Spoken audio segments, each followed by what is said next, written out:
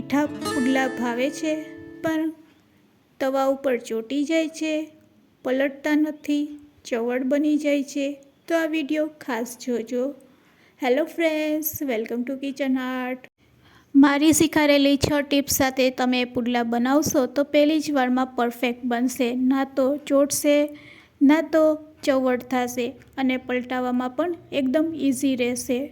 તો બેટર બનાવવાની રીત સાથે બેટરને રેસ્ટ આપ્યા વગર એકદમ ઇન્સ્ટન્ટ 10 મિનિટમાં આજે આપણે પુડલા બનાવીશું. રેસીપી સારી લાગે તો લાઈક અને શેર કરજો. મારી ચેનલ ઉપર નવા હોય અને મારી ચેનલને હજુ સબસ્ક્રાઈબ ન કરેલ હોય તો સબસ્ક્રાઈબ કરી બાજુનું બેલ બટન દબાવવાનું ભૂલશો નહીં, જેથી કરીને તમને મારા નવા વિડીયોનું નોટિફિકેશન મળતું રહે. તો સૌથી પહેલાં અહીંયા આપણે ઘઉંનો લોટ લેવાનો છે, ચારીને લેવાનો છે. તો અહીંયા મેં એક મોટા વાટકા જેટલો ઘઉંનો લોટ લીધો છે. તેની સામે આપણે 1 કપ જેટલું પાણી લેશું અને તેનાથી અડધા કપ જેટલો આપણે ગોળ લેવાનો છે. આ પરફેક્ટ માપ છે. તો ચાલો હવે આપણે ગેસ તરફ જઈશું. એક પેનમાં સૌ પ્રથમ આપણે 1 કપ જેટલું પાણી છે તેને ગરમ કરી લેશું.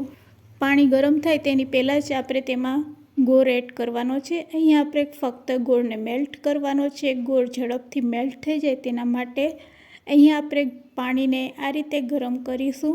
ગોળને મેલ્ટ થતાં ફક્ત 2 મિનિટ લાગશે. તો બસ આ રીતે તમે ગોળ એડ કરશો અને હલાવશો એટલે ગોળ છે તે પાણી સાથે સરસ મેલ્ટ થઈ જાય છે. જેવો ગોળ મેલ્ટ થઈ જાય એટલે ગેસની ફ્લેમ આપણે બંધ કરી દેવાની છે. અહીંયા આપણે પાણીને ઉકળવા દેવાનું નથી, ખાલી ગોળને મેલ્ટ કરવા માટે જ અહીંયા આપણે ગેસની ફ્લેમ ચાલુ કરેલી છે. અને આ રીતે તમે સ્પેચ્યુલા અથવા તો તવેથાથી હલાવશો એટલે ગોળ છે તે ઝડપથી મેલ્ટ થઈ જાય છે. અહીંયા આપણો ગોળ છે તે મેલ્ટ થઈ ગયો છે. ગેસની ફ્લેમ બંધ કરી દઈશું અને આ પાણીને આપણે રૂમ ટેમ્પરેચર ઉપર આવવા દેશું. એકદમ ઠંડુ થઈ જાય પછી જ આપણે આગળની પ્રોસેસ કરવાની છે. તો અહીંયા આપણું પાણી છે તે ઠંડુ થઈ ગયું છે. તો ચાલો હવે આપણે એક કડાઈમાં આ પાણીને લઈ લેશું. ગોળવાળા પાણીને હંમેશા એક વખત ગાળી લેવાનું, કારણ કે ગોળ છે તે શેરડીમાંથી બને છે અને ઘણી વખત તેમાં કચરો હોય છે. તો આ રીતે ગોળના પાણીને આપણે ગાળી લેશું. ગોળના પાણીને ગાળ્યા પછી હવે તેમાં આપણે ઘઉંનો લોટ એડ કરવાનો છે. ચારેલા ઘઉંના લોટમાંથી 1 કપ જેટલો આપણે લોટ પહેલાં એડ કરશું અને વ્હિસ્કરની મદદથી આ રીતે ફેટી લેશું. તો આ રીતે આપણે લોટ એડ કર્યા પછી હળવા હાથેથી આ રીતે વ્હિસ્કરને ફેરવવાનું છે. એટલે લોટ છે તે પાણી સાથે મિક્સ થઈ જશે અને તેમાં લમ્સ અથવા તો ગઠ્ઠા પણ નહીં પડશે. જો ગરમ પાણીમાં તમે લોટ નાખશો તો ગાંઠા થઈ જશે. તો એવું ન થાય એટલે પાણીને એકદમ ઠંડુ કરી લેવાનું છે અને ઠંડુ થયા પછી જ આપણે તેમાં લોટ નાખવાનો છે. અને વ્હિસ્કરની મદદથી તમે 4 મિનિટ આ રીતે ફેટશો એટલે સરસ બેટર તૈયાર થઈ જશે. હવે બચેલા લોટને પણ આપણે તેમાં એડ કરશું. તો અહીંયા મેં ટોટલ 1.5 કપ જેટલો ઘઉંનો લોટ લીધેલો છે 1 કપ પાણીની સામે. તો આ પરફેક્ટ માપ છે. 1 કપ પાણી, અડધા કપ જેટલો ગોળ અને 1.5 કપ જેટલો ઘઉંનો લોટ. બસ અહીંયા આપણું બેટર છે તે ઓલમોસ્ટ ફેટાઈ ગયું છે. ફેટેલા બેટરમાં જરા પણ ગઠ્ઠા નથી. ગઠ્ઠા હોય તો તમે બ્લેન્ડર ફેરવી શકો છો. હવે આપણે તેમાં મરીનો પાવડર એડ કરશું અડધી ચમચી, અને સૂંઠ એડ કરવી હોય તો સૂંઠનો પાવડર પણ તમે અડધી ચમચી એડ કરી શકો છો. અહીંયા આપણું બેટર થોડુંક થીક લાગી રહ્યું છે તો હું આ રીતે કળશીમાં થોડુંક પાણી લઈ બેટરને પાતળું કરી લઈશ. તો હવે તમે તેની થિકનેસ જોઈ શકો છો. બસ આ કન્સિસ્ટન્સી આપણે રાખવાની છે બેટરની. હવે આપણે તેમાં બિલકુલ પાણી એડ નહીં કરશું. એક વખત તમને બતાવી દઉં છું. બસ આ થિકનેસ આપણે રાખીશું. તો બેટર રેડી છે. બેટરને રેસ્ટ આપ્યા વગર જ અહીંયા આપણે પુડલા બનાવીશું. ઘણા લોકો આ રીતે બેટર બનાવ્યા પછી રેસ્ટ આપતા હોય છે, પણ અહીંયા આપણે રેસ્ટ નથી આપવાનું. ઇન્સ્ટન્ટ જ આપણે આ બેટરમાંથી પુડલા બનાવીશું. તો ચાલો ગેસ તરફ જઈશું. તવાને આપણે ગરમ કરીશું.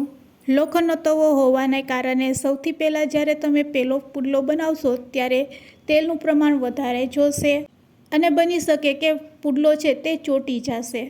પણ બીજી વાર જ્યારે તે જ તવા ઉપર તમે પુડલો બનાવશો ત્યારે એકદમ સહેલાઈથી તે પલટી જશે. તો અડધી ચમચી જેટલું આપણે તેલ એડ કરશું તવા ઉપર અને તૈયાર કરેલા બેટરમાંથી 1 ચમચા જેટલું આપણે બેટર લઈ લેશું અને તેને પૂઠાની મદદથી આ રીતે સ્પ્રેડ કરી દેશું. ગેસની ફ્લેમ આપણે લો રાખવાની છે. બેટરને સ્પ્રેડ કરવા માટે પૂઠાનો ઉપયોગ કરી શકો છો જો તમને હાથેથી ન ફાવે તો, અથવા તો ચમચાનો પણ ઉપયોગ કરી શકો છો. તો બસ આ રીતે ગેસની ફ્લેમ આપણે લો રાખીશું. તવેથો મારવાથી જો આ રીતે સાઈડની કોર્નર છૂટી ન પડે તો તેલનો ઉપયોગ કરવાનો, બાકી સહેલાઈથી પુડલો છે તે આ રીતે પલટી જશે. તો બસ આ રીતે એકવાર પલટાવ્યા પછી મીડિયમ ટુ લો ફ્લેમ ઉપર આપણે ગેસની ફ્લેમ રાખી બંને બાજુ તેને સારી રીતે શેકી લેશું. તો અહીંયા આપણો મીઠો પુડલો તૈયાર છે ઘઉંના લોટનો. તેને પ્લેટમાં લઈ લેશું. આ રીતે આપણે બધા પુડલા તૈયાર કરવાના છે.